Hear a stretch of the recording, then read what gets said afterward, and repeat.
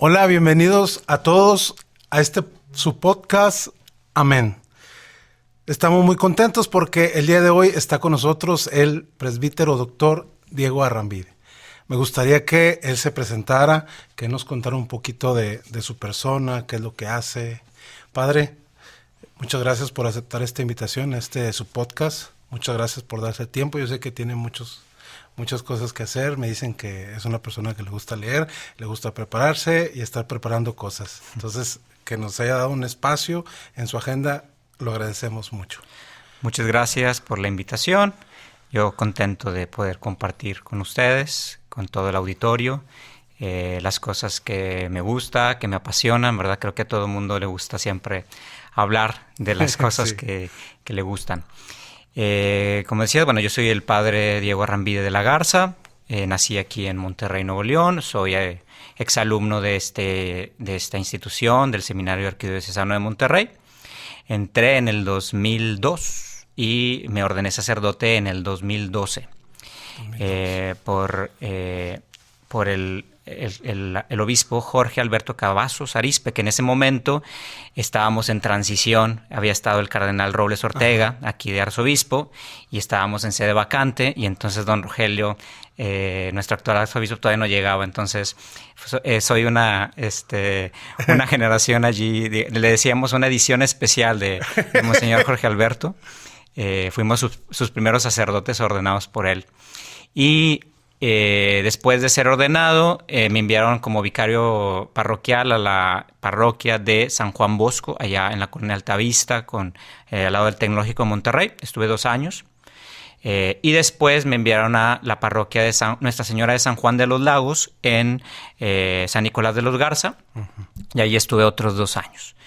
Después de allí fui enviado a la ciudad de Roma a estudiar una licenciatura que se llama Licenciatura en Teología y Ciencias Patrísticas. Estuve allí pues 3 años primero celebrando, estudiando la licenciatura. La licencia. Y después de haber terminado la licenciatura, inmediatamente continué con el doctorado, que duré aproximadamente otros 4 años. Entonces, en total, estuve fuera de México 7 años. 7 años afuera de México. Sí. Y pues hace 1 año y medio más o menos, en el mes de octubre del año pasado, regresé ya como doctor, y pues me pidió el señor arzobispo que estuviera a cargo como párroco de la parroquia de San Miguel Arcángel, aquí en Juárez, Nuevo León, vecino de aquí del seminario, y pues también como colaborador del seminario, como profesor de la materia de patrología, que es mi especialidad, ¿verdad? Okay. Y pues aquí estoy. Muchas gracias, padre. Padre, antes de entrar al seminario, ¿usted estudió algo? ¿O saliendo de prepa entró luego al seminario? ¿O? Sí, yo soy medio ingeniero, ¿verdad? También. ¿Qué ingeniería? Yo estaba estudiando en el Tecnológico de Monterrey, ingeniero industrial y de sistemas. Hice 2 años de la carrera, y fue allí donde surge mi inquietud vocacional, y decido suspender mi carrera, ¿verdad? Para ver si era mi vocación la vida sacerdotal, ¿verdad? Entonces la dejé, digamos, que a la mitad, la carrera. ¿Son 2 años y medio, 3 años? Eran 4 años y medio, años. si no me equivoco, de la ingeniería, si mal no recuerdo. Y pues siempre, digamos que lo que aprendí, la estructura matemática o la estructura ingenieril, ¿verdad? Digamos que sigue estando dentro de mí. Una anécdota chistosa, ¿verdad? Estando yo haciendo mi doctorado en la patrística sobre San Jerónimo de Estridón, que tiene que ver, pues, sobre todo con literatura, ¿verdad? Con cosas que no tienen, digamos, pues no tienen nada que ver con la ingeniería, ¿verdad? O sea, hice un cambio radical, pero el método que yo utilicé para hacer mi investigación utilicé Excel. O sea, todo el mundo se queda como... Nadie en mi campo... Yo tampoco me pensé como que Excel. Nadie en mi campo utiliza Excel para hacer algo así. Lo que pasa es que yo estaba haciendo un estudio comparativo de las ideas interpretativas que Jerónimo había hecho sobre el libro del profeta Isaías en el campo cristológico. O sea, cómo había interpretado cristológicamente el libro de Isaías y hice un estudio comparativo con los autores. Entonces lo que hice fue una tabla de Excel en donde está pues versículo por versículo del profeta Isaías, en donde Jerónimo hace una alusión a Cristo, y entonces en columnas empecé a poner los otros autores, ¿verdad? Para ver qué puntos de contacto o al contrario, o no contacto había con San Jerónimo. Y me dio mucha risa porque precisamente fue, si no me equivoco, fue en la defensa de la tesis, sí, que mi asesor de tesis, Sincero Mantelli, dice: se notó en tu trabajo que estudiaste ingeniería, ¿verdad? Porque nadie de nosotros hubiera utilizado como herramienta, ¿verdad? Excel para poder hacer esta investigación. Y entonces, bueno, pues sí, estudié un poquito de ingeniería, ¿verdad? Obviamente ya se me olvidó todo lo que tenga que ver con las matemáticas y físicas que vimos en esa época, pero al menos la estructura mental, ¿verdad? Pues quedó ahí marcada en mi alma, ¿verdad? Para nuestra audiencia, padre, quisiera que nos explicara con palabras, a lo mejor un poco breves, sencillas, si se puede decir así, qué es la patrología, la patrística, ¿es lo mismo, no es lo mismo? Yo recuerdo que cuando entré al seminario, un padre nos daba la clase de seminario que no tenía nada que ver, pero el padre lo que nos daba de clase nos leía las homilías de los santos padres, y él decía: de Santo Padre, ¿quién sabe qué? Yo, ¿qué es eso? Dije, como San Francisco de Asís, como Santo Domingo de Guzmán, y empecé, pero no dice, son los primeros cristianos, los primeros autores cristianos. Bueno, pues la patrología vendría siendo como una ciencia, ¿no?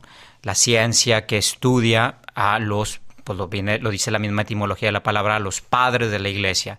¿Y quiénes son los padres de la iglesia? Pues sí, son los fundadores, vamos a llamarlos así, los primeros cristianos que pusieron las bases de la fe, que pusieron las bases de los dogmas, de la liturgia, de cómo interpretar la escritura, tantas cosas. Fueron los que fueron pioneros, vamos a llamarlo así, por eso se les llama padres de la iglesia.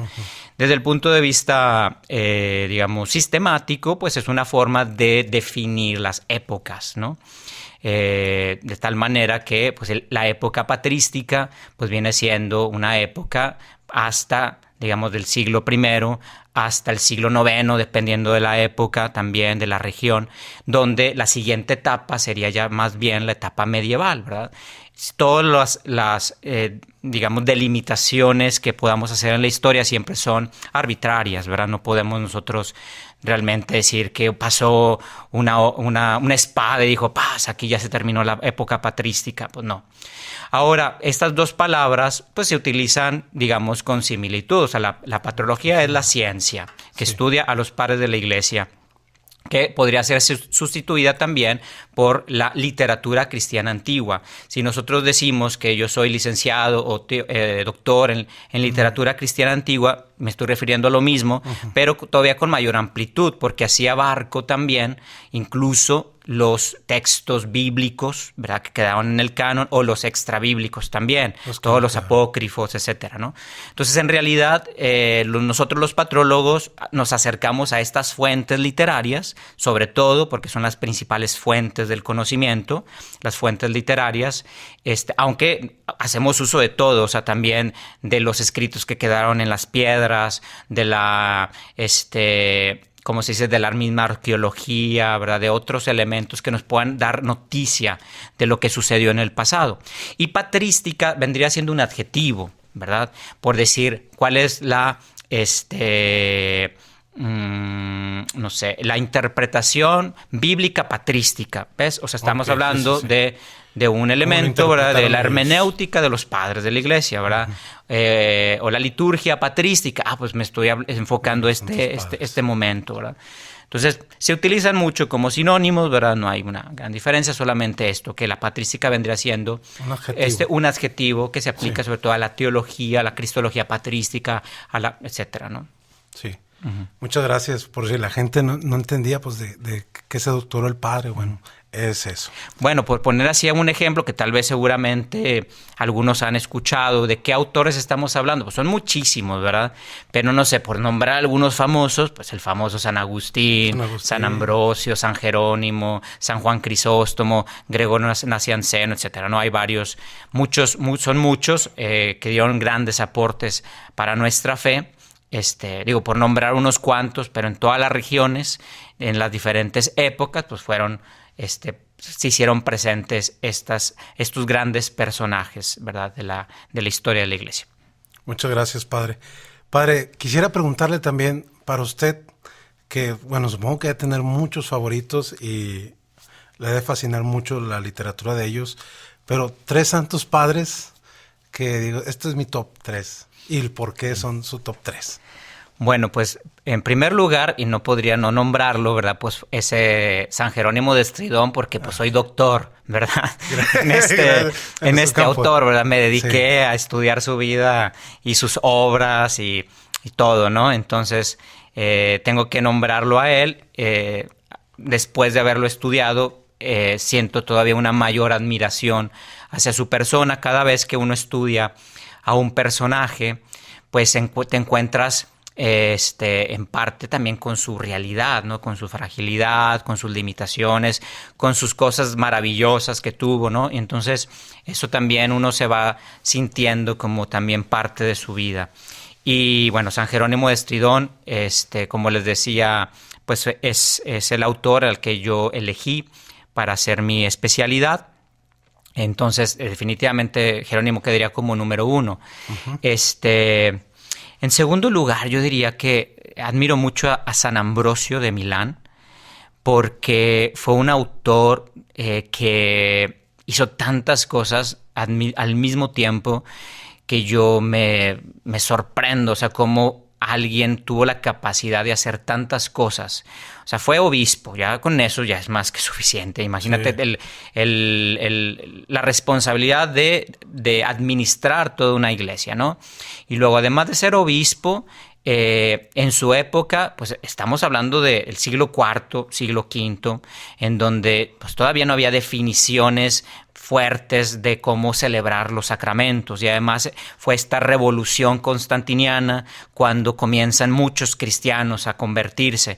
Entonces él creó también la liturgia, muchas sacramentos que obviamente ya se celebraban, pero la forma en la cómo se celebraban. De hecho, hay una liturgia todavía, ¿no? Exactamente, todavía existe algunas reminiscencias de esta liturgia ambrosiana, que es muy, muy parecida a la nuestra, la romana, pero con algunos detalles. Digamos que en la parte norte de Italia todavía conservan algunos elementos de esta liturgia. Obviamente ya es mucha más evolucionada, ¿no?, a lo que se celebraba en la época de San Ambrosio. Pero lo que me sorprende es esto, o sea, que él fue capaz de crear, ¿no?, las formas de cómo celebrar la fe, cómo bautizar, cómo la Eucaristía, etc. Y también fue alguien que creó música.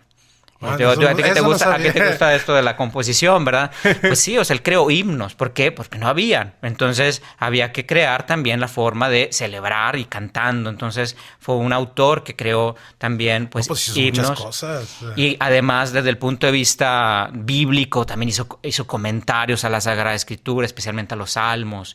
Y desde el punto de vista diplomático, político, pues también le tocó unas situaciones difíciles, ¿verdad? En su época de mediador, de pues ponerse también duro con las autoridades, de velar por los pobres. También desde el punto de vista social fue uno grande, que hizo grandes obras. Entonces, yo cuando me lamento, ¿verdad?, de mis oficios, ¿verdad?, como párroco, como profesor, ¿verdad?, y digo, no tengo tiempo, ya no me alcanza el tiempo pienso en él, ¿verdad? Digo, ¿cómo es posible que él, y sin internet, sin computadoras, sin bibliotecas digitales, ¿verdad?, todo esto lo hacía, ¿no? Entonces, yo diría que en segundo lugar él, y en tercer lugar, bueno, pues hay muchos, ¿verdad?, pero siento también una profunda admiración por Orígenes de Alejandría, que, bueno, no es un padre considerado santo, ¿verdad?, porque no todos los padres de la iglesia están considerados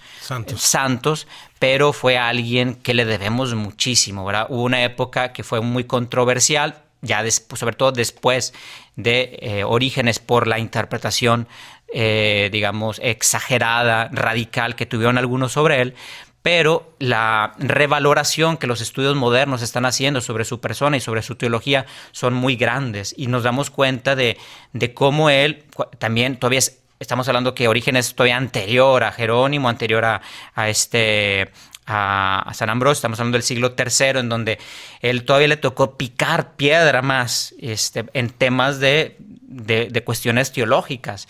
Entonces yo siento una profunda admiración también, y es muy interesante porque fue uno grande desde el punto de vista teológico, pero al mismo tiempo lee sus homilías y tiene una espiritualidad bien profunda que te conmueve. O sea, lee sus homilías y hasta te dan ganas de llorar a veces, ¿no? Porque sabía tocar los corazones también de los fieles, sabía acercar a la gente a Dios. No solamente desde el punto de vista teológico, no, sino también pastoral. Y otra cosa que me impresiona de él es que él creó una cosa magnífica que se llama la Hexapla, que fue una Biblia, vamos a llamarle así, con 7 o 6, dependiendo del momento, pero vamos a ponerle 6 columnas de diferentes versiones de la Sagrada Escritura. Es decir, era la Sagrada Escritura en el griego de la Biblia de los 70, luego la Sagrada Escritura en la lengua hebrea, la Sagrada Escritura griega, pero de la lengua hebrea transliterada, y luego las otras 3 versiones griegas que existían, para hacer un estudio filológico sobre las variantes que había en las transmisiones del texto y tratar de encontrar lo más fiel posible del texto inspirado. Entonces, oiga, hacer eso en el siglo III, ¿verdad?, donde no había todos los instrumentos que teníamos. Dios santo en mi vida, o sea, fue uno grande, ¿verdad? También, por poner un ejemplo. Pero bueno, voy a decir otro más que también me llama mucho la atención, es San Juan Crisóstomo, por también el tema pastoral y la importancia que le dio a los pobres, a las personas necesitadas. Entonces, bueno, hay muchos autores, ¿no?, que admiro y que cada vez voy conociendo más. Ahora que soy profesor de esta asignatura, pues me toca ponerme a estudiar también, o sea, porque muchos temas, pues yo vi en la licenciatura así de pasadita, ¿verdad? Y tengo que volverlo a estudiar. Y ahí es donde yo voy volviendo a redescubrir otros autores. Yo mismo estoy yendo a las fuentes, ¿verdad?, para acercarme directamente al autor y bueno, pues voy también descubriendo nuevos autores muy interesantes. Bueno, nomás también para contextualizar un poquito a la gente, creo. Estos autores, como dice el padre, pues no tenían lo que tenemos hoy en día. No tenían una liturgia como tal marcada. Esto se hace, esto no se hace, en qué momento hacerlo. Unos todavía no les tocó una Biblia como nosotros la tenemos, ¿verdad?, con ese acceso. Ellos a lo mejor nomás tenían los papiros, si no me equivoco, o las cartas que mandaba Pablo, y de ahí hacían su interpretación.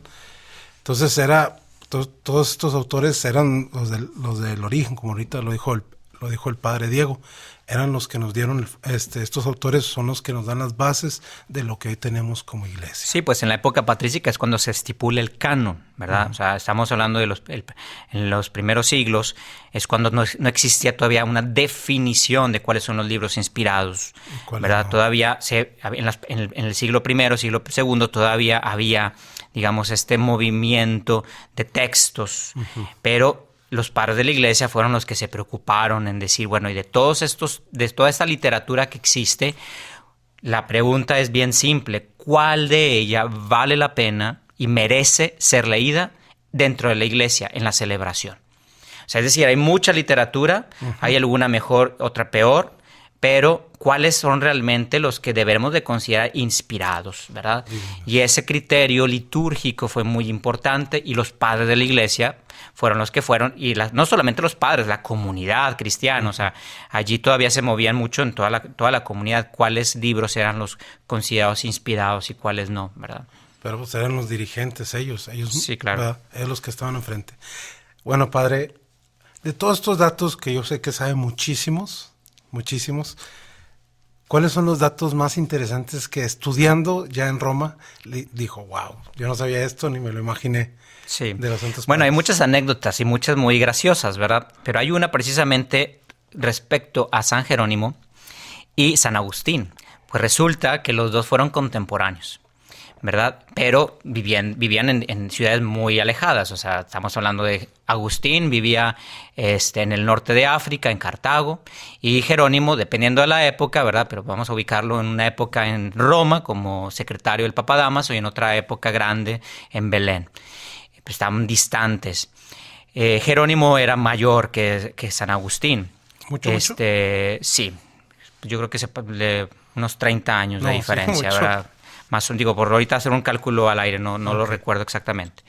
Y Jerónimo ya en su época era famoso especialmente por el manejo, los comentarios a la Sagrada Escritura, también comenzaba a divulgarse la traducción que él estaba haciendo, la famosa que después se convirtió en la Vulgata, ¿no? La Biblia Vulgata. Y Agustín era un joven obispo que apenas comenzaba, no era famoso, y tiene algunas dudas, especialmente sobre interpretación de la Sagrada Escritura y sobre algunas decisiones que estaba tomando San Jerónimo, especialmente en su traducción. Jerónimo era un gran filólogo, o sea, sabía cómo los textos se transmitían, los problemas que había, sabía lo que estaba haciendo, ¿verdad? En el tema de la traducción. Agustín no, ¿verdad? San Agustín era un gran teólogo especulativo, pero no era un gran filólogo ni era experto en lenguas. Jerónimo era un hombre que al menos manejaba bien 3 lenguas, ¿no? Latín, griego y hebreo. Agustín hablaba el latín y poquito el griego, entonces ya tenía un poco de dificultad con el griego. Entonces Agustín comienza a querer tener una relación, ¿verdad? De por cartas con San Jerónimo. Y adivinen cuánto tiempo se tardó para que le contestara una carta. No. Por si se preocupan de que no me contesta, no me... Por si están así, a veces se sienten mal, piensen en Agustín y piensen en San Jerónimo. Se tardó 10 años. No, 10 años para que le contestara las cartas, ¿verdad? No se cansó. Y en ese sentido, Agustín era muy tenaz, perseverante. Obviamente también las comunicaciones en el pasado eran más lentas, ¿no? Y corrían el riesgo de que envió una carta y no llegó y cosas de esas, ¿no? Pero llegó un momento en que San Jerónimo le colmó el plato.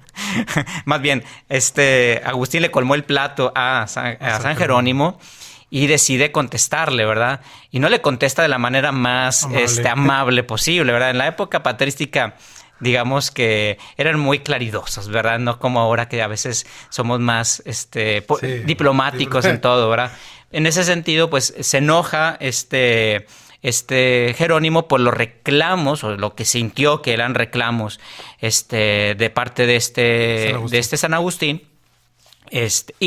Pero a final de cuentas, en ese sentido, mis respetos para San Agustín, porque fue muy, muy diplomático y supo, a pesar de las respuestas negativas, ganarse poco a poco la amistad de San Jerónimo, al grado de, a final de cuentas, en la última etapa de la vida de San Jerónimo, juntos lucharon contra un gran hereje que se llamaba Pelagio. El pelagianismo, ¿no? Que negaba, digamos, el valor de la gracia, del poder de la gracia, y negaba, digamos, la importancia del bautismo y de otros sacramentos. Entonces, pues, Agustín era un gran teólogo en el sentido de especulativo, pero le faltaba el tema de la Sagrada Escritura. Entonces se alía con San Jerónimo y San Jerónimo le ayuda en ese sentido, dándole todos los fundamentos bíblicos para ir en contra del pelagianismo, ¿verdad? Y así termina su relación de amistad, ya con la muerte de San Jerónimo. Pero fue interesante ver cómo esa relación, esa amistad, pues no fue sencilla, ¿verdad? Sí, fue al principio difícil. Y tenemos las cartas, eso es lo interesante, ¿verdad? O sea, era de un temperamento fuerte. Jerónimo tenía un temperamento muy fuerte, muy explosivo, exactamente. Digamos que esa era una de sus graves fragilidades. Padre Diego, otra pregunta. Pues nos dijo que viene de estudiar 7 años en Roma, la ciudad eterna. Toda una cultura, costumbres, que lo más seguro, pues tuvo que adaptarse a ellas, ¿no? Y luego termina de estudiar en Roma y lo mandan para Juárez. ¿Cuál es esta experiencia suya de venir de Roma, del doctorado, a ser párroco en Juárez, en San Miguelito? ¿Cuál es la experiencia del padre Diego y cómo usa su conocimiento en la comunidad, si se puede? Bueno, pues sí fue un momento de difícil adaptación, ¿verdad? Porque fueron 7 años fuera del país. Como dices tú, es otra cultura, es otro modo de vivir. Yo creo que lo que más me se me hizo de dificultad fue un cambio de estilo de vida, en el sentido de que yo estuve 7 años dedicado al estudio, a la investigación, solamente a valerme por mí mismo, ¿verdad? Estar preocupado por mí. Y ahora paso a estar preocupado, ¿verdad? Y responsable de toda una comunidad, en donde ya no solamente es el estudio, que también debe ser parte de mi vida porque soy profesor, pero una responsabilidad grande es tener una parroquia. Claro. Cosa que también para mí pues era todo nuevo, porque yo nunca había sido párroco. O sea, había sido vicario y obviamente sabía lo que significa estar en una parroquia, pero no es lo mismo ser vicario a tener la responsabilidad sobre ti, de toda la comunidad. de todo, ¿verdad? Entonces sí fue difícil la adaptación, pero muy bella en el sentido de ver que la comunidad pues te recibe, te apoya. Fue difícil en el sentido material porque pues, estamos en una comunidad con no muchos recursos, ¿verdad? No en excesos. Entonces hay que saber administrar bien todos los recursos que tenemos. Pero al mismo tiempo ha sido muy bello descubrir la providencia divina de gente que ha querido colaborar, gente de fuera de la comunidad, como también gente de la misma comunidad que tal vez no te van a dar un sobre, ¿verdad?, de un donativo de dinero, pero te van a dar su trabajo. Y eso es muy, muy gratificante, ver cómo la comunidad te da lo que tiene. Entonces, eso pues para mí ha sido de mucha satisfacción, con dificultad obviamente para la adaptación, pero de mucha satisfacción de pues, volver a mi país, estar en esta experiencia pastoral. A final de cuentas, aunque soy doctor y estudié en Roma y todo, pues mi vocación, digamos, primera es ser sacerdote, ¿verdad? Es lo más importante. Entonces también esto yo creo desde el punto de vista ya de la providencia divina, y ya después con el paso de los años lo iré comprendiendo como San Miguel también para mí sigue siendo una maestra, ¿verdad? Ahora.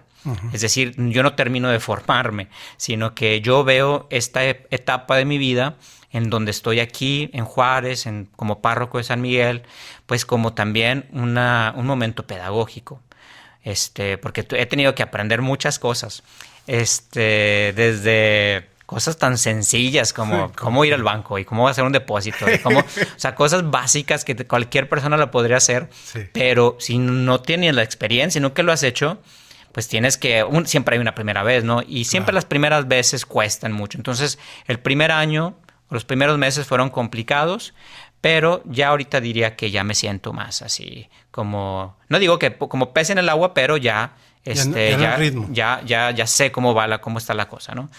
Okay. Y digamos, lo difícil es poder combinar esta doble responsabilidad. O sea, soy párroco, es mi principal responsabilidad, pero al mismo tiempo, pues soy profesor, ¿verdad? Estudié esto, me dediqué a estudiar esto, pues tengo una responsabilidad moral de compartirlo y de seguir investigando y seguir publicando y escribiendo. Hace poquito acabo de terminar un escrito que me pidió la arquidiócesis sobre el jubileo del Concilio de Nicea, los 1700 años que vamos a cumplir en este 20 de mayo.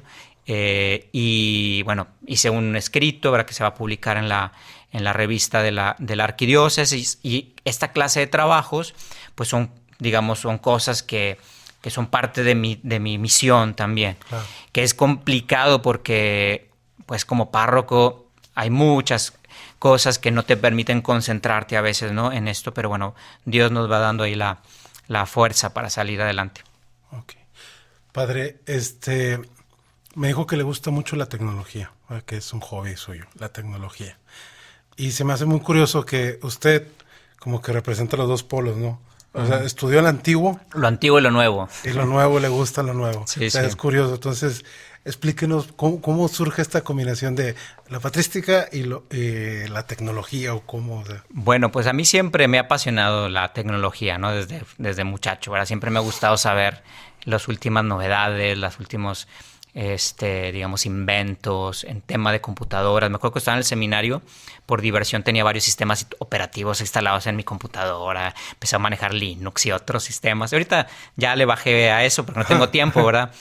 Me especialicé más en el mundo de la Mac y cosas así, pero siempre me gusta estar como informado de las cosas, de las novedades.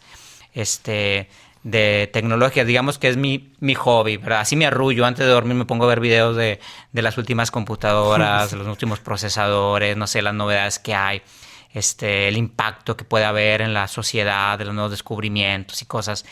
Y yo creo que se mezclan bastante bien, digo, es interesante, ¿no? Porque parecen dos polos opuestos, pero a final de cuentas, lo que descubro es que los seres humanos seguimos siendo los mismos, ¿verdad? La humanidad no cambia. Es decir, los cristianos de la época patrística y los cristianos de hoy seguimos teniendo las mismas dificultades, inquietudes, problemáticas. Digo yo en broma, somos los mismos pero ahora con internet, ¿verdad? Exactamente. Sí. O sea, tú lees los escritos de la antigüedad y dices, es prácticamente las mismas dificultades que atraviesan, ¿verdad? Pero obviamente pues la sociedad va evolucionando y va pues desarrollando diferentes tecnologías. Hoy en día pues nos encontramos en esta era, ¿verdad? En esta época pues de superinformación, de grandes avances tecnológicos. Y pues yo creo, ¿verdad? No me gusta tener una visión pesimista, ¿verdad? De los avances tecnológicos, aunque siempre puede haber riesgos, ¿verdad? Siempre un descubrimiento puede tener un invento, puede tener beneficios, pero si no se le pone reglas, si no se le pone una dirección, pues puede traer también perjuicios. Entonces, yo soy más desde el punto de vista positivo, que todos los nuevos inventos que puedan haber hay que saber utilizarlos para beneficios nuestros, ¿verdad? Del desarrollo. Por ejemplo, yo sueño que un día nuestras computadoras personales puedan ser tan inteligentes con este tema de la inteligencia artificial, ¿no? Ajá. Que yo, por ejemplo, yo tengo una vasta biblioteca digital en mi computadora, con muchos libros pues antiguos, otros más nuevos, algunos escaneados, otros artículos, ¿verdad? Tengo un montón de información, pero la computadora no sabe lo que tengo actualmente, ¿verdad? Nomás lo tiene ahí. Ahí está. Como una bodegota. Ajá, está simplemente. Pero imagínate que tuviéramos en cada computadora que fuera inteligente, que yo le pudiera decir, oye, búscame en mi biblioteca, ¿verdad? ¿Dónde se dijo tal cosa o esta idea? Ok, y me arroja los resultados de mi biblioteca, ¿verdad? Y ahora, de esto, preséntame, ¿verdad? Este otro documento y empezar así a darle instrucciones. Entonces, más que pensar que la inteligencia artificial nos haga inútiles, se hace inútil el que no sabe usarla, el que se deja, ¿verdad? Que se hace perezoso. Pero si nosotros nos subimos en el tren y sabemos utilizarla, vamos a llegar a hacer grandes trabajos que tal vez nos hubiera tomado años realizarlo, ¿verdad? O sea, pongo un ejemplo. Imagínate que en un futuro yo le diga a la computadora, dame todas las referencias en donde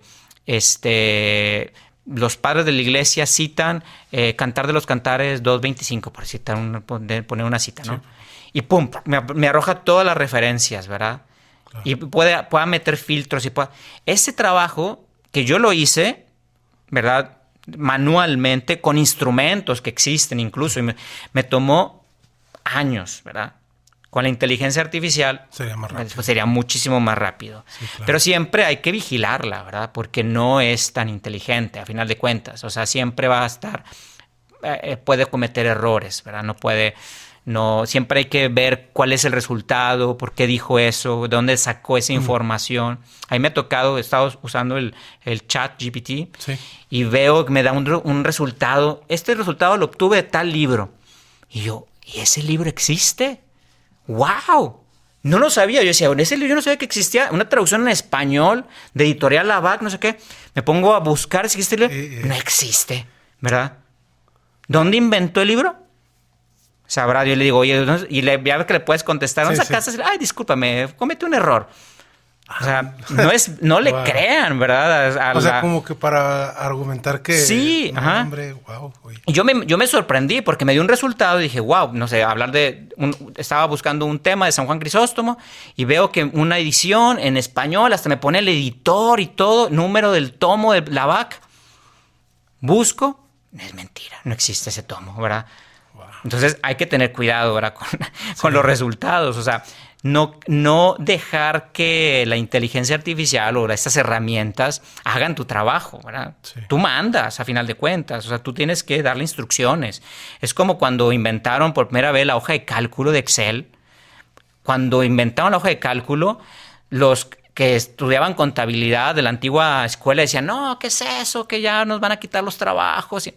Pues no, o sea, tienes que aprender a utilizar la herramienta, ¿no? Ajá. La herramienta no va a funcionar sola, tienes que saber las fórmulas y cómo revisar que no cometiste un error a final de cuentas, ¿no? Sí. Entonces, en ese sentido yo creo que mi persona, ¿verdad?, se mezcla entre lo antiguo y lo nuevo, ¿verdad? Porque lo antiguo, siempre cuando estamos nosotros queriendo sacar algo de la antigüedad, no es nada más por tenerlo como una pieza del museo, sino que esa pieza o ese elemento de la antigüedad es algo que nos dice hoy algo, que nos interesa hoy.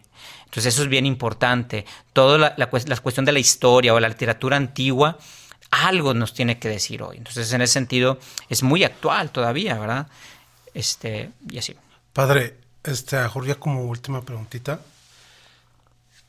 La IA, la inteligencia artificial y la fe, ¿hasta dónde pueden llegar a ser unidas o cómo pueden estar juntas? Por ejemplo, una vez alguien comentó en el ámbito pastoral que si el padre lo podía confesar por videollamada. Bueno, hay un elemento muy personal y humano que nunca se va a suplir. O sea, el contacto humano, personal, siempre va a ser indispensable.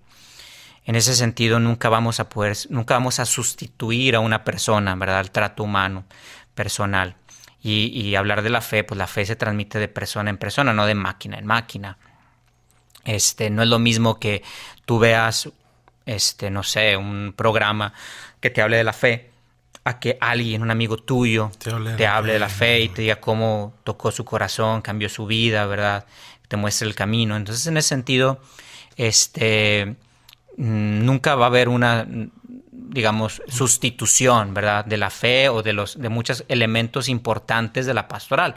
Que si vamos a poder hacer uso de la IA para muchas cosas desde el punto de vista pastoral, pues claro, ¿verdad? Lo mencionaba yo ahorita, por ejemplo, en el ámbito del estudio, por supuesto. O sea, imagínate que utilicemos la inteligencia artificial pues para revisar cosas de la Sagrada Escritura o de textos patrísticos o hacer un análisis, ¿verdad?, de cómo ha evolucionado tal, no sé, disciplina de la iglesia, yo qué sé, ¿verdad? O sea, podemos utilizarla. Pues hay varios, bueno, me he encontrado, por ejemplo, hay uno que se llama Magisterium, creo que que te trae todo el compendio del magisterio de la iglesia y le preguntas cualquier cosa del magisterio y te la responde, ¿no? Claro, pero si no hay un ser humano que a final de cuentas lo reciba y lo entienda y lo asimile, pues no sirve de nada. O sea, está allí, ¿verdad? Como si hubiera una información. O sea, lo importante es que esa información llegue de forma adecuada a los oídos, de forma adecuada y crea un vínculo, un impacto, ¿verdad? Entonces, pues sí, yo creo que nunca se va a sustituir, ¿verdad? Especialmente este tema del trato personal, ¿verdad? Ciertamente la inteligencia artificial va a venir a llegar a lugares en donde, digamos, sería más difícil tener acceso a un experto. Yo, por decirte un tema, voy a hacer un caso hipotético, ¿no? Supongamos que uno es muy franciscano, ¿verdad? Y tú quisieras recibir un consejo desde el punto de vista de la espiritualidad franciscana para una cuestión muy personal que tú estás tomando, ¿verdad? Y no tienes acceso a un fraile, a un director espiritual, ¿verdad? Porque no siempre en todos lugares. Pues una inteligencia artificial pudiera decirte, a ver, dame un consejo, ¿verdad? ¿Qué diría la espiritualidad franciscana al respecto? Pues imagínate, tiene todas las bibliotecas, sí, ¿verdad?, al respecto y te podrá dar un consejo. Pues es algo, ¿verdad? Digamos, es un acceso. ¿Suple a la persona, al experto? No, ¿verdad? Definitivamente no hay como tener un contacto humano y personal con alguien, ¿verdad? Pero va a ser accesible a algunas personas que no podrían tener un contacto, ¿verdad?, con alguien así, ¿verdad? Uh-huh. Padre, muchas gracias por su visita. Muchas gracias por darse el tiempo de estar con nosotros, de compartir todo su conocimiento con la audiencia. Estamos muy agradecidos y pedimos mucho por usted, Padre. ¿Sí? Muchas gracias por invitarme. Un gusto. Aquí estamos ¿verdad? Somos vecinos cuando se les ofrezca. Es párroco de San Miguelito, aquí en... ¿Cómo se llama la colonia, padre? En San Miguelito. San Miguelito, la colonia de San Párroco de San Miguel en la colonia San Miguelito, aquí al lado del seminario, 5 minutos. Está a la vuelta del Oxxo, ahí estamos. Muchas gracias, padre. Y a toda la audiencia los invitamos para que sigan poniendo este podcast y nos sigan escuchando. Muchas gracias y Dios los bendiga.